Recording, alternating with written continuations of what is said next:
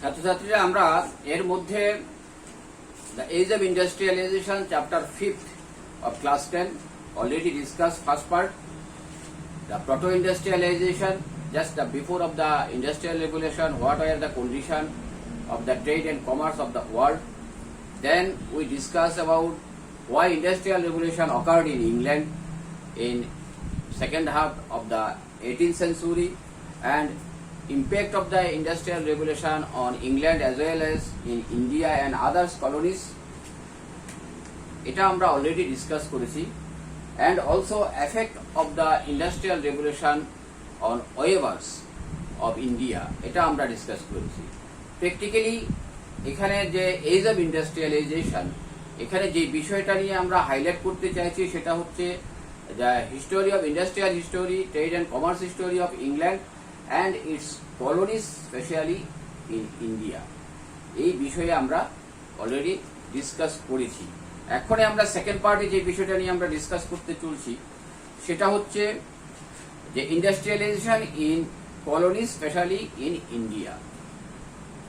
তো under the pressure of the British industrialists, the British government imposed high taxes on the Indian products that import to the Britain and European market through colonial powers. That was why our cottage industrial products, especially silk and cotton sarees, handmade sarees, the trade and commerce declined in India because of their impose of taxation. After that, the scenario changed rapidly in the first half of the 20th century. During the Swadeshi movement in India and also during the First World War in India, the British industry involved with the production of war products. That was why an opportunity opened to the Indians to produce their products and to spread them to the world market. So that was why some aristocratic family, people of aristocratic family and entrepreneurs wanted to set up industry in India. During the colonial period, they also involved with trade and commerce with other European countries, but due to strict restriction, they are forced to dealing with the European companies. They maintain only the British East India Company for their commercial purpose. So under these circumstances, Darakonath Tagore set up 6 joint stock companies during 1830s to 40s. Jamshedji Tata set up iron and steel works in Jamshedpur 1912. Hukum Chand, a famous Marwari businessman who involved with the trade with China and also with the East India Company, established first Indian jute mill in Calcutta 1917. Moreover, আমরা দেখেছি 1854 আমরা আমাদের ইন্ডিয়াতে 1854 first cotton mill হয়েছিল বোম্বেতে। Jute mill 1855 এটা ব্রিটিশদের ইনিশিয়েটিভে হয়েছিল। বেঙ্গলে রিসরাতে হয়েছিল। চেন্নাইতে কটন মিল, মাদ্রাজে কটন মিল হয়েছিল। 1862 কানপুরে হয়েছিল ব্রিটিশদের উদ্যোগে। কিন্তু আমরা এখন যেটা ডিসকাস করছি যে কলোনিগুলিতে ব্রিটিশরা আগে তাদের প্রোডাক্ট সাপ্লাই করতো, কোনো ইন্ডাস্ট্রি এরা এস্টাবলিশ করেনি। কিন্তু 19th সেঞ্চুরির সেকেন্ড হাফে আমরা দেখেছি British take the initiative to set up the industry in colony, specially in India. Specially এখানে কটন ইন্ডাস্ট্রি এস্টাবলিশ করা হয়েছিল, জুট ইন্ডাস্ট্রি এস্টাবলিশ করা হয়েছিল। আমাদের এখন যেগুলি মেট্রোপলিটন সিটি, দিল্লি বাদ দিয়ে আদার্স ইন্ডাস্ট্রি সিটিগুলিতে এই ইন্ডাস্ট্রিগুলি সেট আপ করা হয়েছিল। এবং 20th সেঞ্চুরির ফার্স্ট হাফ যখন ফার্স্ট ওয়ার্ল্ড ওয়ার চলছিল, যখন ব্রিটিশ ইন্ডাস্ট্রিগুলি এনগেজ ছিল, ইনভলভ ছিল ওয়ার ম্যাটেরিয়ালস প্রোডাকশনে, তখন ইন্ডিয়ান এন্টারপ্রেনিয়ার্স যারা ছিল, যারা কমার্স অ্যান্ড ট্রেডের সঙ্গে যারা ইনভলভ ছিলেন, এরা ইন্ডাস্ট্রি সেট আপ করার একটা অপরচুনিটি এসেছিল, কারণ ব্রিটিশরা তখন এদেরকে কিছুটা এনকারেজ করেছিল। তাদের ইন্ডাস্ট্রিগুলি তখন ওয়ার প্রোডাকশনে ইনভলভ ছিল। এই সুযোগে তাছাড়া আরো একটা সমস্যা এখানে দেখা দিয়েছিল ব্রিটিশদের জন্য, সেটা হচ্ছে due to the actually organization of the Swadeshi movement. The cottage industry actually encouraged in India by the nationalist leaders. Under these circumstances, small kind of industries set up by the capitalist, Indian capitalist. তো আমরা এখানে যেগুলি নিয়ে আলোচনা করেছি সেটা হচ্ছে tata, Birla, তারপরে রয়েছে দ্বারকানাথ টেগুরের যে 6 স্টক এন্টারপ্রাইজ যেগুলি ছিল সেগুলি। তো এর পরিপ্রেক্ষিতে যে আমাদের দেশে ইন্ডাস্ট্রিয়াল প্রোডাকশন ফ্লাওয়ারিশ হয়েছিল, ইনক্রিজ হয়েছিল during the period of first world war and during the period of Swadeshi movement. তো British government fail to recover this market as earlier. তারা এই সুযোগে ভারতবর্ষে যে ইন্ডাস্ট্রিয়ালিস্ট প্রোডাকশনের যে ফ্লাওয়ারিশ হয়েছিল সেটাকে প্রটেক্ট করতে ব্রিটিশরা ব্যর্থ হয়েছে, এরা রিক্যাপচার করতে পারেনি। As a result India actually flourish their industrial sector very slowly and gradually.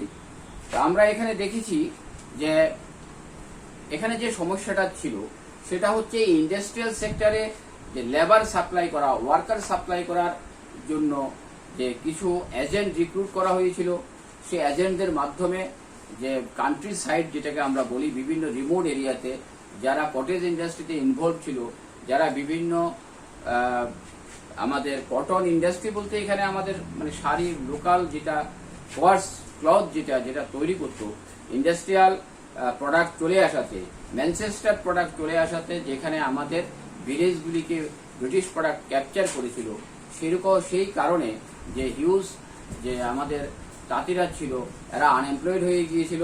তাদেরকে এখন তারা they are actually became the unemployed once they were independent, now they became the dependent on the industrial company. তো এখানে তাদের গোমস্তারা, British গোমস্তারা যারা ছিল, তারা তাদেরকে আমাদের তাঁতিদের থেকে তারা বিভিন্ন প্রোডাক্ট কালেক্ট করে নিয়ে যেত, তাদেরকে অ্যাডভান্স দিত।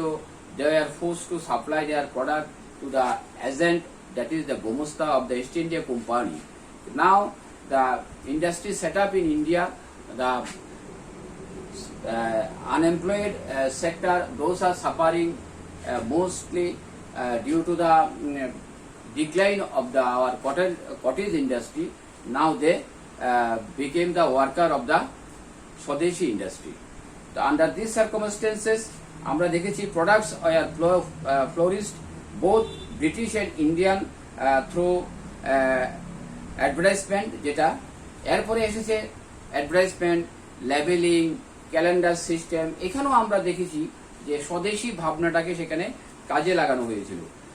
যে আমরা দেখেছি সেখানে যে এখানে Balakrishna, the actually the picture of the Balakrishna actually provided for the calendar of gripe water and also god Vishnu for sunlight shows, and also goddess offering clothes etc.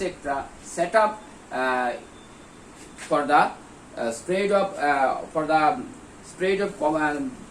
they are actually spread of আমরা কি বলবো যে commerce, trade and commerce, যেটা আমরা বলবো যে এটা advertisement যেটাকে আমরা বলি এখন, যে এড দেওয়া হয় টিভিতে বা বিভিন্ন মিডিয়াতে। তো ব্রিটিশ পিরিয়ডে আমাদের এখানে first half of the 20th সেঞ্চুরিতে এটা কিন্তু আমাদের দেশও ইন্ট্রোডিউস হয়েছিল। তবে সেটা স্বদেশী ভাবনা সেখানে কাজ করেছিল, বিভিন্ন গড গডেসের পিকচার সেখানে দেওয়া হতো, বিশেষ করে সেগুলি অ্যাডভার্টাইজমেন্টের ক্ষেত্রে, সেগুলি লেবেলিং এর ক্ষেত্রে, প্রোডাক্টের গায়ে, এছাড়া ক্যালেন্ডার প্রডিউস করার ক্ষেত্রে আমাদের গড গডেস এগুলিকে ইউজ করা হতো। তো এভাবে স্বদেশী ভাবনা থেকে আমাদের ইন্ডাস্ট্রি ধীরে ধীরে গ্রোথ হয়েছিল ডিউরিং দ্য ব্রিটিশ পিরিয়ড, কিন্তু আলটিমেটলি সেটাকে ব্রিটিশরা কমপ্লিটলি কন্ট্রোল করতো, রেগুলেট করতো, যার কারণে ফ্রি হ্যান্ড যে ট্রেড অ্যান্ড কমার্স বলতে যেটা বোঝায় সেটা কিন্তু ইন্ডিয়ানরা বিফোর ইন্ডিপেন্ডেন্ট করতে পারেনি। কারণ কি, they are force to maintain the British rule and regulation, they are work under the pressure of the British government. British government further wanted to dominate India through their products, but they failed to recover their place before first world war. তাদের যে অবস্থা ছিল সেটাকে তারা আর কখনো replace করতে পারেনি due to Swadeshi movement, due to Indian entrepreneurs. তো এটা হচ্ছে আমাদের সেকেন্ড পার্ট। তো অ্যাজ এ হোল আমরা চ্যাপ্টারটা সম্পর্কে ডিসকাস করেছি। এটার উপর যদি আমরা আলোকপাত করি, আমরা বলবো যে প্রোটো ইন্ডাস্ট্রিয়াল পিরিয়ড 17 সেঞ্চুরি যেটা ছিল তার আগে পর্যন্ত, সেখান থেকে ওয়ার্ল্ড ট্রেডটা ডিপেন্ড করতো, বিভিন্ন কান্ট্রি সাইডে যে প্রোডাক্টগুলি হতো সেগুলিকে কালেক্ট করতো এবং সমগ্র বিশ্বে ট্রেড অ্যান্ড কমার্সের মাধ্যমে ইউরোপিয়ান কান্ট্রিগুলি ছড়িয়ে দিত। ইন্ডিয়া থেকেও সেটা কালেক্ট করা হতো। আফটার ইন্ডাস্ট্রিয়াল রেগুলেশন, যে সেখানে কটেজ ইন্ডাস্ট্রিগুলি ডিক্লাইন হয়ে গেল, সেখানে মিল মেড প্রোডাক্ট রিপ্লেস হয়ে গেল সেই জায়গাগুলিতে। তো থাউজেন্ডস অফ ওয়েভার্স অ্যান্ড যেখানে লেবারার ছিল, they became the unemployed as a result of the industrial regulation. এটা আমাদের দেশেও হয়েছে। After the industrial regulation, during the first world war এবং during the first half of the 20th century, during the period of our national movement, especially Swadeshi movement, industrial actually industry set up in our country by the initiative of the Indian capitalist. এটা হচ্ছে main subject matter আমাদের আজকের এই কন্টেন্টের। তো তোমাদের দুটা ক্লাসের মাধ্যমে আমরা এটা ডিসকাস করলাম, তো আশা করি তোমরা বুঝবে। তো এখান থেকে মেজর যে কোশ্চেনগুলি হবে সেটা হচ্ছে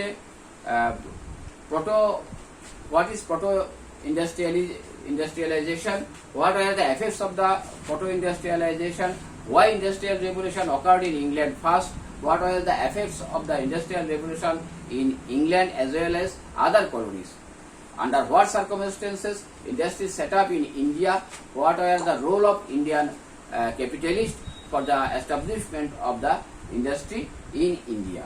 এগুলি হচ্ছে আমাদের মেইন কোশ্চেন। তো তোমরা এটা ভালোভাবে ফলো করবে। ধন্যবাদ সবাইকে।